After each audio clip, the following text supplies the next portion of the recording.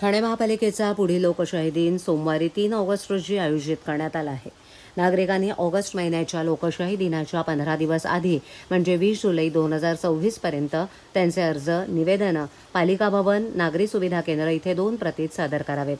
निवेदन दाखल करताना अर्जदारानं प्रत्येक निवेदनासोबत प्रपत्र 1 ब सादर करणं आवश्यक आहे. प्रपत्र 1 ब नागरी सुविधा केंद्र इथे उपलब्ध करून देण्यात आलेले आहे. महाराष्ट्र शासन सामान्य प्रशासन विभागाकडील परिपत्रकानुसार 2012 पासून लोकशाही दिनाच्या दिवशी नागरिकांचे निवेदन 2 प्रतीत लोकशाही दिनाच्या 15 दिवस आधी पालिका कार्यालयात सादर करणं आवश्यक असल्याचं स्पष्ट करण्यात आलंय.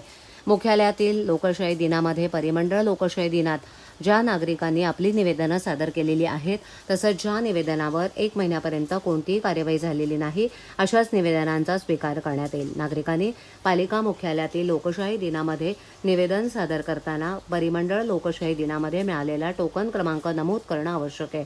अर्जदारानं एका अर्जात एकच तक्रार सादर करावी. एकापेक्षा जास्त तक्रारी असलेला अर्ज स्वीकारला जाणार नाही.